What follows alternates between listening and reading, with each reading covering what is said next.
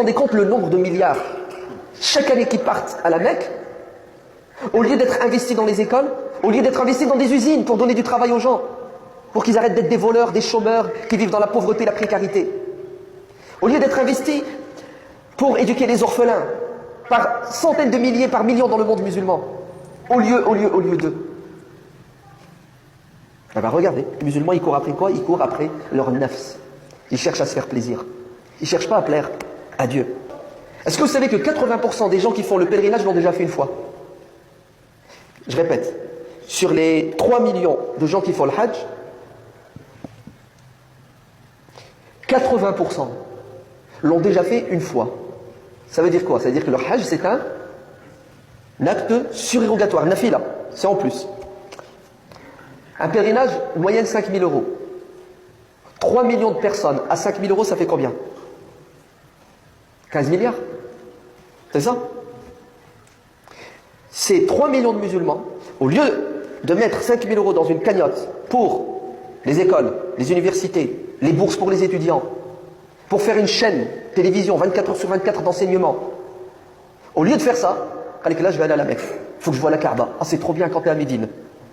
En fait, tu es en mode touriste, tout simplement. Un tourisme religieux. Tu cherches quoi? Tu cherches à te faire plaisir. Mais tu ne cherches pas à faire plaisir à Dieu. Eh oui, parce que qu'est-ce que Dieu préfère? Est-ce que Dieu préfère que tu mettes tes 5 000 € dans ton pèlerinage, qui n'est pas obligatoire, ou que tu les mettes dans l'école? Dites-moi, qu'est-ce que Dieu préfère? Qui sait parmi vous, et n'ayez pas peur, hein, on est en France, c'est la liberté d'expression, vous n'avez rien à craindre, vous n'irez pas en prison. Bon, une petite perquisition, mais allez, c'est pas méchant la perquise. Qui parmi vous est prêt à dire Dieu préfère qu'on aille au pèlerinage au lieu de mettre 5 000 € dans l'école?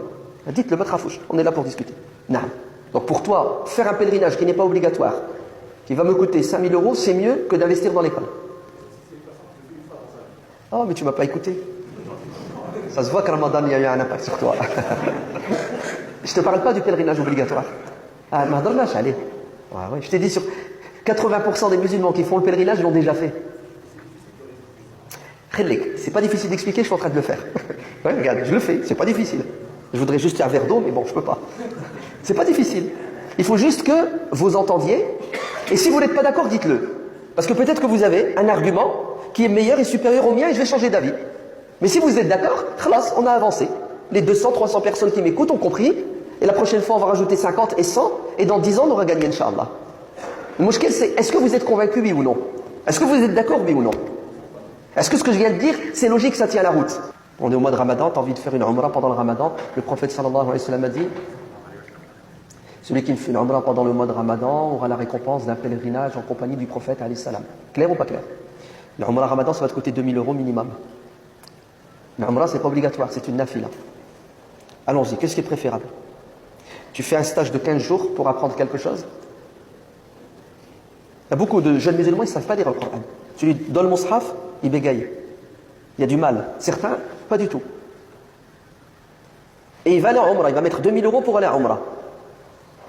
Est-ce qu'il est prêt à prendre 2 000 €, à les donner à un imam, et faire 8 heures de cours pendant 15 jours pour qu'il sache lire le Coran sans faire de faute? Voilà. Vous avez vu le problème des musulmans? Il va aller faire la Umrah, il va mettre 2 000 € et il ne mettra pas 2 000 € pour apprendre.